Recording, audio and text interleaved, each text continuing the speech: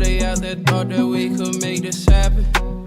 How we could start a family and end up this happy. What's up, y'all? I'm Ryan. Welcome to the channel. I'm coming at you with another audio reactive workflow in ComfyUI. This I made to showcase some more of the new functionality that I've introduced via my node suite, including the new audio visualizers and some interesting ways to use them, as well as some other new nodes like the Hue Shift node. I will link the workflow in the description. I'll include it in the GitHub project and also on my CivitAI profile, where it will also have all the attendant assets that I used in this example, so you can give the workflow a try without doing too much additional work to get it set up. If you're new here, welcome. I recommend that you subscribe because we're literally constantly cooking with gasoline on this channel. We'd love to have you. Come join us. Give a thumbs up to the video, star on the GitHub, and follow me on Civit or whatever. Alrighty, let's get started at the beginning. So we load our audio here, doing a 7.5 seconds, and then we generate a bunch of empty images based on the length of the audio and the chosen frame rate. We separate the audio into its component parts, and so that we can use it later, and we extract a couple of features. And this this audio separator is part of a larger section of the node suite for audio manipulation. It has its own tutorial that I'll link in the description.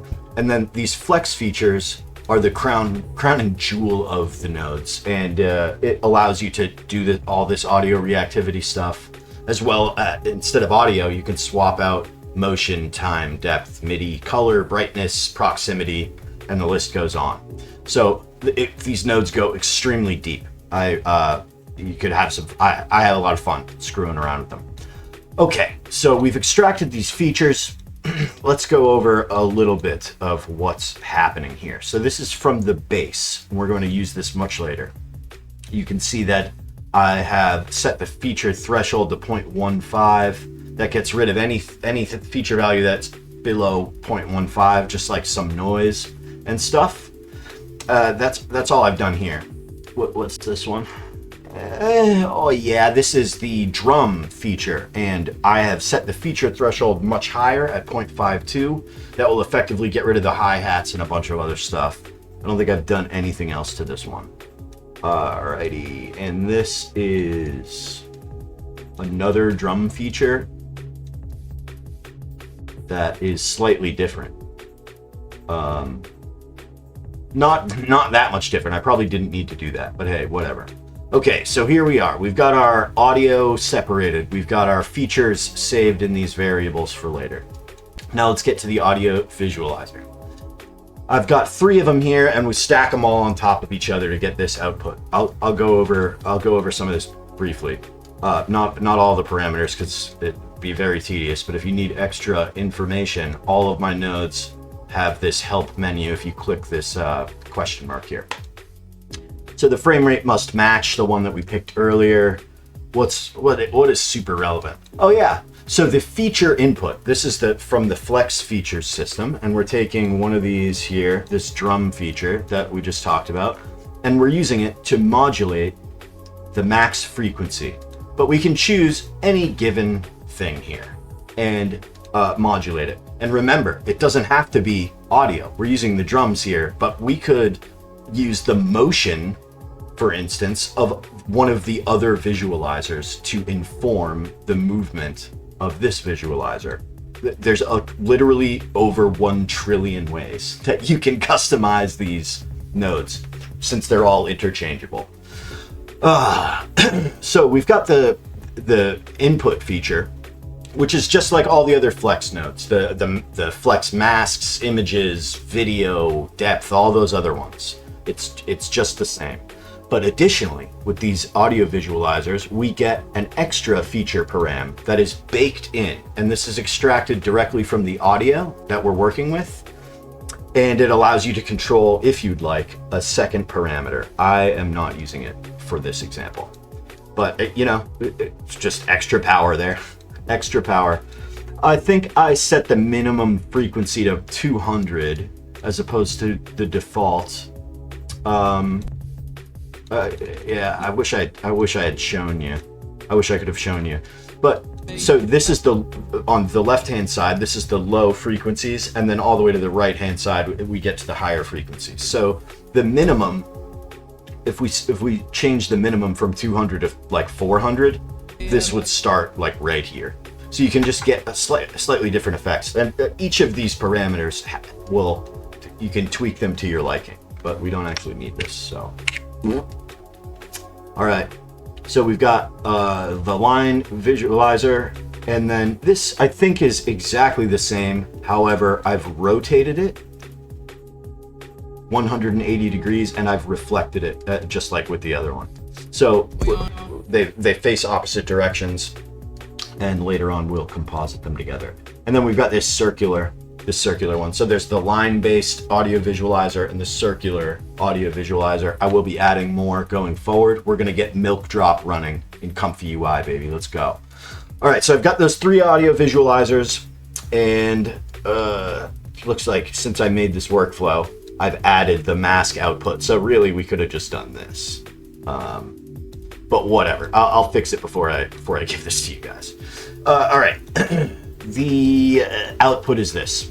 So all of that is just to get this silly little thing. And you see it's pretty bland. It's black and white. I might add color, but it doesn't matter that much because we're just using this as input to a diffusion model. So we can make it extremely colorful if we want to later on. So this is like basically the most powerful, not due to these nodes or my work here, but this is like the most powerful visualizer known to man because it just harnesses the power of ComfyUI and the diffusion models. So it's incredibly fun to play with. There are literally a trillion different ways you can use it. So we've got our audio visualizer image here, and we're using that as our latent input to the rest of this this pipeline. This is like a normal animate diff pipeline here. Using a couple LoRa's, got the text conditioning. It's all very boring. It's all very standard. We got the animate diff set up. I don't want to go over that. And here we've got our first sampler, and I've been speed running these visualizer tutorials. So this is like the 5th one I've recorded today. I'm getting pretty. The important part here is the denoise value, and you can change this and get drastically different results. So it was 0.45. Remind me at the end of the video to change it back before I ship this to you guys.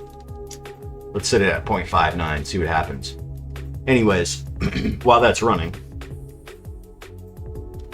Oh no, I screwed it up earlier, remember? Damn it. Okay, so while that's running, to show you the difference between the 0.45 and 0.59, I'll just touch on this. So we take the latent from this here, upscale it, and feed it to a second sampler with a lower denoise. This is a matter of taste. You'll see what happens with a higher denoise. It's interesting. Then we just sharpen it up a bit, and here's the intermediate output. We're gonna take one more step after this. This is cool enough, but let's add yet another dimension. So we're taking I took the base feature here, and I'm using this new flex image hue shift, and it will shift the hue of the entire image, or optionally a masked area. So if you only wanted to change like a certain color value, you could mask that color value and constrain this hue shift node to only change that value. I picked a random number 210 on the color wheel there, hue shift absolute, and so whenever there's a base, whenever the base lights up in the don't need that, whenever the base lights up in the audio, it will change the color. So here is what it looks like. Pretty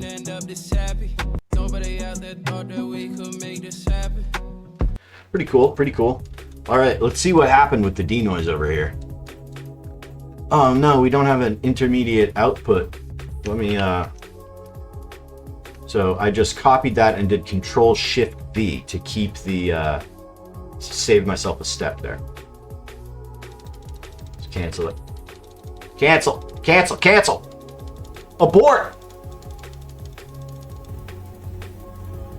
All right, it always takes a second to cancel something like a K sampler when it's in the middle of a loop or whatever it's doing. I don't know. I've never looked at it, but here we go. This is with a different denoise value of 0.59. So it's way different.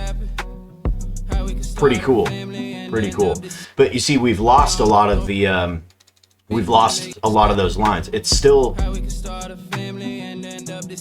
it's very cool. Let's actually let it finish. See, we're not gonna have time.